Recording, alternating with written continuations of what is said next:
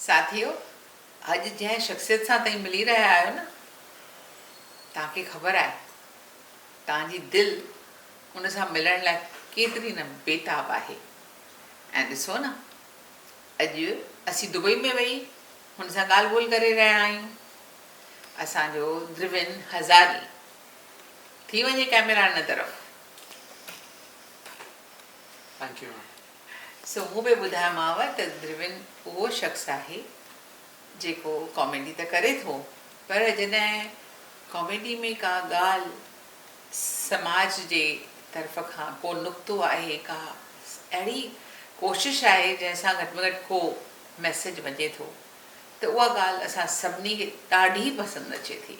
इन जे करे हुनखे वधीक माण्हू प्यारु कनि था ऐं वधीक हुनजो वीडियो ॾिसणु चाहिनि था। त अॼु हुन सां असीं मिली करे इहो ई सुवालु पुछंदासीं त द्रिविन, पहिरीं त इहो ॿुधाए तोखे इहे सभु वीडियो ठाहिण जो ख़्यालु कीअं ऐं कॾहिं आयो ऐं छो आयो? First of all ma'am thank U चवणु चाहींदुमि तव्हां मूंखे मौक़ो ॾिनो हिन इंटरव्यू जो। तव्हां मूंखे काफ़ी सारा मौक़ा ॾिना आहिनि मुंहिंजे करियर में। मूंखे यादि आहे कि मां फर्स्ट शो जो ऑफर बि तव्हां कयो, हाणे दुबई बि मां तव्हांजे शो लाइ आयो आहियां। And again this interview is in a wonderful opportunity, मां ऑडियंस सां कनेक्ट थो करे सघां। हीअ शुरूआति हिन जी हुई कि मुंहिंजी हॉबी इहा हुई वीडियो मेकिंग जी, बट तंहिं टाइम ते प्लेटफॉर्म्स न हुया कोई बि सोशल मीडिया प्लेटफॉर्म्स, त इहे वीडियोस मुंहिंजे फैमिली ताईं रहिजी वेंदियूं हुयूं। इंटरनेट आई त रीच मिली वई कॉन्टेंट खे ऐं हिकिड़ी अपॉर्चुनिटी मिली। सिंधी कम्यूनिटी हिन कॉन्टेंट खे एक्सेप्ट कई। मस्ती मज़ाक जो कॉन्टेंट हुयो ऐं अंदरां किथे न किथे इहो हुयो कि क्लीन वे में कॉमेडी कयूं। असां सिंधी कम्यूनिटी फैमिली कॉन्टेंट जाम पसंदि कंदी आहे। वॾा आहिनि, ॿार आहिनि, लेडीज़ आहिनि, हुननि खे क्लीन कॉन्टेंट खपंदो हुयो। त उतां हिकु शुरूआती ऑडियंस एक्सेप्ट कई त मोटिवेशन मिलियो ऐं अपॉर्चुनिटीज़ ईंदी वियूं ऐं कंदा वियासीं। इहा ॻाल्हि बराबरि आहे त जॾहिं कंहिं माण्हूअ खे पंहिंजे कम में क़बूलियत मिले थी, माण्हू पसंदि कनि था, त उन में वधीक उत्साह जागे थो, वधीक अॻियां कमु करण में। ऐं सचमुच उन में इन जे करे ई माण्हू तोखे प्यारु कनि था ऐं इन जे करे ई तुंहिंजो कंटेंट उनजो इंतज़ारु कनि था। मूंखे इहो ॿुधाए त यूट्यूब ते जॾहिं तूं इहो पंहिंजो चैनल ठाहियो ऐं जॾहिं तुंहिंजा 100,000 थी विया हुआ, राइट? ऐं मूंखे यादि आहे त तो चयो कि तोखे कुझु ट्रेनिंग वग़ैरह लाइ घुरायो हो न, कुझु हुन जे बारे में दर्शकनि खे ॿुधाए, बिकॉज़ आई डोंट थिंक माण्हुनि खे ख़बर आहे हिन जे बारे में। मैम उहा हिकु वॾी अपॉर्चुनिटी हुई, बिकॉज तंहिं टाइम ते यूट्यूब काफ़ी नओं हुयो। They wanted creators to come on platform. उन्हनि जी शुरूआति हिकिड़ो ई साल थियो शुरूआति करे करे। यूट्यूब जो कॉम्पिटिशन चालू थियो, हुनखे चवंदा हुया नेक्स्ट अप कॉम्पिटिशन, जंहिंमें इंडिया मां सिर्फ़ु 12 कॉन्टेंट क्रिएटर्स चूज़ कंदा हुया। दे इंडिया में पोइ हिंदी कॉन्टेंट हुजे, इंग्लिश हुजे, रीजनल हुजे, उन्हनि आइडेंटिफाई कयो कि हिकिड़ो माण्हू सिंधी कॉन्टेंट थो ठाहे, हिकु नंढी कम्युनिटी खे थो टारगेट करे। दे ऑलवेज बिलीव कि असांखे नंढी कम्युनिटी खे टारगेट करणु खपे, बिकॉज हुन सां रिज़ल्ट जाम सुठी ईंदी आहे। त हुननि ॾिठो हे सुठो कॉन्टेंट ठाहे थो, त हुननि हिकु अपॉर्चुनिटी ॾिनी। Top 12 content creators of India हुननि सिलेक्ट कयो, हुननि खे 5 ॾींहंनि जी ट्रेनिंग ॾिनो जीअं हे अञा सुठे नमूने कॉन्टेंट ठाहे सघनि। बिकॉज तंहिं महिल सभु मोबाइल ते ॾिसंदा हुया, but they wanted people to watch it on TV. टीवीअ लाइ प्रोडक्शन क्वालिटी कीअं हुजणु खपे ऐं सिंधी कॉन्टेंट खे स्टैंडर्डाइज़ करण जो हुननि जो मक़सदु हुयो कि हिंदी में कीअं सुठी कैमरास थी यूज़ कंदा, सिंधी में बि थियणो खपे। त उहा हिकु ट्रेनिंग मिली ऐं उहो ट्रेनिंग में अपनाई बि पंहिंजे कॉन्टेंट में। असां वेब सीरीज़ ठाही, असां गाना ठाहिया, त उहो कॉन्टेंट सुठी क्वालिटी में प्रोड्यूस थिए, उहो ट्रेनिंग काफ़ी कम आहे। ऐं इन जे करे यूट्यूब ते तो काफ़ी वीडियोस ठाहिण शुरू कया ऐं इन जे करे शायदि जल्दी तुंहिंजा 1 लख सब्सक्राइबर्स थी विया। 100,000 सब्सक्राइबर थियण में घणनि खे ॾाढो घणो वक़्तु लॻंदो आहे। त उहो उन सां तोखे शायदि कुझु बटन बि मिलियो न? सिल्वर प्ले बटन उन्हनि क्रिएटर्स खे उहे ॾियनि पिया जंहिंजो 1 लख सब्सक्राइबर्स पूरा पिया थियनि। They earlier they used to consider it as a milestone, because माण्हू ओतिरा यूट्यूब ते न हुआ, हाणे त मिलियंस पहुची विया आहिनि। त उहो हिकिड़ो माइलस्टोन ऐं मोटिवेट कनि क्रिएटर्स खे कि अञा माण्हुनि ताईं तव्हां पहुचो, अञा महिनत कयो। उहो हिकु मोटिवेशन हुई काइंड ऑफ, बिकॉज हिन खां मिलण खां पोइ हिंदुस्तान टाइम्स वारनि बि हिन में विधो कि सिंधी कम्युनिटी जो चैनल आहे। त उहो काफ़ी हिकु मोटिवेशन वारी पॉइंट हुई। ऐं इहा हिकु मार्केटिंग जी स्ट्रेटजी चओ या मार्केटिंग में इन्हनि मदद मिले थी सभिनी माण्हुनि ताईं पहुचण जी। कुझु बि चओ, अंग्रेज़ी अख़बार आहे जंहिंमें सिंधीअ जो नालो अचे, त त सिंधी सभई ॾाढो फ़ख़ुरु महसूसु कनि था हिन ॻाल्हि ते। या असां बि फ़ख़ुरु ॾाढो महसूसु कयोसीं। हाणे इहो ॿुधाए त जॾहिं तूं यूट्यूब ते पंहिंजे इहे कैरेक्टर्स करी थो, पंहिंजो फादर जो कैरेक्टर ऐं हुनजो, पोइ इहे इंसिडेंट्स जेके तूं करी थो उहे तो पंहिंजे घर में ई ॾिठा आहिनि की न आस पास मां ॾिसी करे पोइ तोखे ठाहिण जो ख़्यालु थो अचे? शुरूआत में त हिकु ॿ इंसिडेंट्स मां पंहिंजे घर में ॾिसी करे ठाहिया जेके मूंखे थोरा सा फनी लॻंदा हुआ, बट मूंखे ख़बर न हुई कि माण्हुनि जे घर में बि इहे सेम थियनि थियूं। They use to find it very relatable. उन्हनि खे लॻे असांजे घर जी story, and it was very amusing for me कि मूंखे पहिरियों त संतुष्टि मिली कि सिर्फ़ु मां न पातल आहे, सभु पातल आहे। माण्हुनि जा कॉमेंट्स अचणु चालू थी विया आहिनि। मां पोइ उहे शयूं ॻोल्हणु चालू थी वियूं कि मूंसां थिए थी त शायदि ॿियनि सां बि थींदी ऐं हुन वे खे पकड़े मां अञा वीडियोस ठाहिया। त माण्हुनि खे मज़ो इन करे पियो अचे कि उन्हनि से इहे ॻाल्हियूं लागू आहिनि। इहो अक्सर ॾिठो पियो आहे न, जॾहिं असीं सिंधी हिंदी किथे बि जॾहिं पंहिंजे पाण सां असीं रिलेट कंदा आहियूं भई हीउ मूंसां बि थिए पियो त ज़रूरु ॻाल्हि वधीक वणंदी आहे। हाणे जे असीं इन्हनि ॻाल्हियुनि खे खणी करे पंहिंजे समाज में का ॻाल्हि ॿुधायूं था, उनखे आणणु चाहियूं था, त हीउ जेको माध्यम आहे उन ज़रिए असीं पंहिंजे सिंधी ॿोलीअ खे, पंहिंजी आइडेंटिटी खे असीं अॻिते वधायूं, क़ाइमु करियूं। त इन जे लाइ का कोशिशि करणु खपे जेका इनडायरेक्टली त थी। इन द सेंस हेतिरो सारो तो जेको मवाद ठाहियो आहे, यानी हेतिरो कंटेंट ठाहियो आहे, माण्हू ॾिसनि था, उन्हनि खे सुठो लॻे थो ऐं नई ॻाल्हियूं सिखनि था। पर असांखे पंहिंजी ॿोलीअ जे लिहाज़ खां ॿियो कुझु करणु खपे, जेको इहो मस्ती मज़ाक हुजे ई भले, पर अञा कुझु हुजणु खपे। त उन जे बारे में तुंहिंजो छा ख़्यालु आहे, छा करणु खपे? मैम 110% राइट आहे।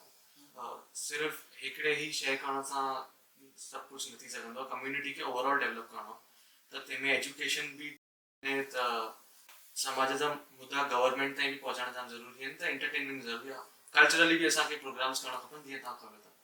त हर पासे इहो ध्यानु ॾियणो आहे ऐं सभिनी जी यूनिटी हिते जाम इम्पोर्टेंट थी लॻे। Because if it is somebody is an creative person त उहो क्रिएटिविटी जे थ्रू पंहिंजा टूल्स यूज़ करे हुनखे अॻियां वधाईंदो।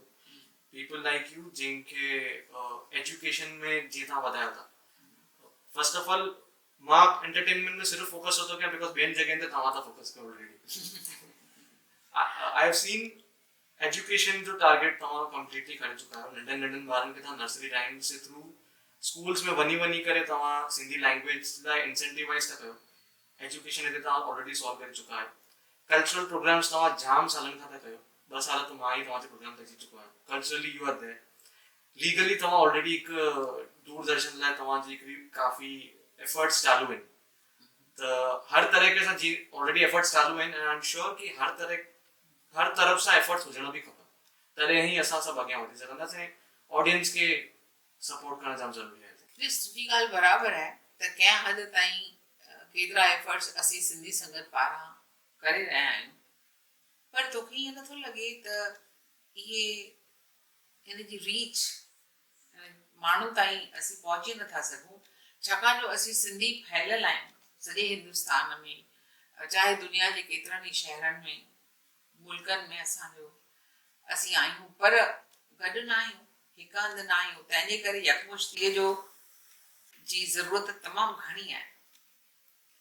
ऐं इन जे बारे में इन लाइ तूं कहिड़े नमूने मदद करे सघूं थो, छाकाणि जो तुंहिंजी जेका पहुच आहे उहा तुंहिंजे मवाद जे करे, तुंहिंजे कंटेंट जे करे, तुंहिंजे खिल मस्तीअ जे करे इलाही माण्हुनि ताईं पहुचे थी। ऐं इन जे करे तुंहिंजो हिन ॻाल्हि ॾांहुं ध्यानु वञणु खपे। ऐं ईअं खणी चइजे त तूं ॿुधाए हिन बारे में तूं छा पियो करी। मूं कयो इन जे लाइ तूं हुनखे टच न करी त इहा ॻाल्हि सही कान थींदी, छाकाणि जो जेको एंटरटेनमेंट आहे उहो पहलू जेकॾहिं तूं करी पियो part of it, and part of it ॿिया बि थोरा हाणे निकिरी निर्वाह थिया आहिनि। पर हीअ जेका ॻाल्हि आहे एजुकेशन में नंढनि ॿारनि जूं नर्सरी राइम्स तयारु करे उन्हनि खे प्राइज़िस ॾियणु, जीअं उहो ॻाल्हाइणु सिखनि। अल्टीमेटली मक़सदु छा आहे? जे सिंधी ॿार सिंधी ॻाल्हाईंदो त लिखणु पढ़णु उहो भले हिंदीअ में सिखे या अंग्रेज़ीअ में करे, रोमन सिंधी में करे या देवनागरी में करे, का वॾी ॻाल्हि कान्हे, परवाह न आहे। पर ॻाल्हाइण त अचणु खपे न हुनखे। त असांजी जेका इहा कोशिशि आहे उहा कोशिशि तुंहिंजे तरफ़ां कंहिं नमूने में अॻिते वधणु ज़रूरी आहे। मुंहिंजे चवण जो मक़सदु इहो ई आहे त हिन खेत्र में मां पई कयां, लेकिन तूं पंहिंजे नमूने सां जिते, छाकाणि जो तुंहिंजी एॾी वॾी रीच आहे, तुंहिंजा माण्हू ॻाल्हि ॿुधनि था, हुननि खे ॻाल्हि सम्झ में अचे थी, अहिड़ो कुझु करणु खपे तोखे बि। ऐं इहे इन करण जे लाइ का गॾिजी वेही करे ॻाल्हि सोचणु खपे। हाणे इहो ॿुधाए त तो जेके जीअं वेब सीरीज़ पंहिंजा ठाहिया, त छा अहिड़ो को वेब सीरीज़ थी सघे थो जंहिंमें असीं मोटिवेट करे सघूं स्पेशली मदर्स खे, त तई पंहिंजे घरनि में ॿारनि सां सिंधी ॻाल्हायो। What do U think about it? ॿारनि सां घर में सिंधीअ में ॻाल्हाइण जे बारे में तुंहिंजो छा वीचार आहे? मैम मुंहिंजो डे वन खां I will be putting my personal opinion. मुंहिंजो डे वन खां अप्रोच इहो ई रहियो आहे कि ॿार दवा सिधी न खाईंदो, हुनखे माखीअ में विझी ॾियणी पवंदी। त ऑलवेज़ अगरि मां कंहिं ॿार खे चवंदुमि इहे तूं शइ न कर, त उहो पहिरियों कंदो आहे। अगरि मां त हुनखे चवंदुमि त तूं सिंधीअ में ॻाल्हाए, त उहो कॾहिं बि न ॻाल्हाईंदो। हुन लाइ हिकु प्रेशर थी वेंदी। बट मां हुनखे इनडायरेक्टली हुनखे खिलायां थो, हुनखे इंट्रस्ट थो ॾियारां, हुनखे स्टोरीज़ थो ॿुधायां। नंढे ॿार खे विंदराइण लाइ असां स्टोरीज़ ॿुधाईंदा आहियूं हुनखे। असां पंहिंजी लैंग्वेज खे यूज़ करे असां अगरि स्टोरीज़ ॿुधायूं सुठी सुठी, त माण्हू इंट्रस्ट खणंदा। मूंखे बि माण्हू इन करे त शायदि पसंदि कनि, छाकाणि त हुननि खे स्टोरीज़ पसंदि थियूं अचनि ऐं लैंग्वेज जे करे हुननि जो प्यार थोरो सो अञा वधे थो। त कलेक्टिवली अगरि असां कॉन्टेंट अॼु सभिनी खां वॾी शइ थी वई आहे ओवरऑल, त असां जेतिरो सुठो कॉन्टेंट खणी ईंदासीं नवां I am sure public audience हुनखे इंट्रस्ट कंदी, एक्सेप्ट कंदी। ऐं पोइ हाणे त असां पुछ था कयूं, पोइ पुल थी वेंदो, मतिलबु माण्हू पाण चवंदा कि तव्हां कयो सिंधी में content. So it has to be integration of good content, message, values and everything. त हाणे ईअं खणी चइजे त असांखे जे पंहिंजी ॿोली क़ाइमु रखणी आहे, छो जो ॿोली असांजी सुञाणप आहे ऐं पंहिंजी सुञाणप असांजी जनरेशन क़ाइमु न रखण जी कोशिशि कंदी त ईंदड़ जनरेशन खे त शायदि सिंधी ॻाल्हाइणु अचे बि न ईंदी बिल्कुलु।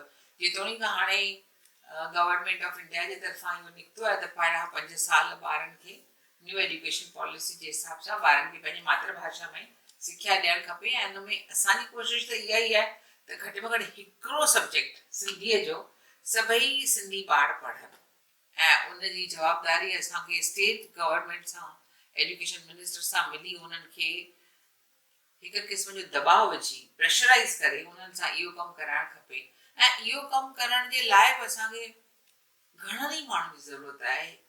तुंहिंजे खेत्र में तूं हिकिड़ो आहीं, पर तुंहिंजे माध्यम सां जेकॾहिं ॿियनि खेत्रनि जा माण्हू जुड़नि त इहा असांजी अचीवमेंट चइबी, छाकाणि त असांखे ज़रूरी आहे इहो कमु करणु। त इन जे लाइ मूंखे तूं ॿुधाए त तूं सिंधू नगर में रहीं थो ऐं उते सचमुच माण्हू सिंधीअ में ॻाल्हाइनि था, केतिरा नथा ॻाल्हाइनि, सही आहे, पर उहो हिकिड़ो पंहिंजे सिर सेंटर आहे जिते असीं सिंधी ॿोलीअ जो आईंदो ॾिसूं था। कलाकार सुठा आहिनि, ॻाईंदड़ बि सुठा आहिनि, त वॼाईंदड़ बि सुठा आहिनि, सभु कुझु तमामु सुठो हली रहियो आहे, थी सघे थो। त इन्हनि माण्हुनि खे तूं कीअं मोटिवेट करे सघंदे? इन एरिया में तूं पंहिंजो क़दम कॾहिं रखंदे ऐं कीअं रखंदे?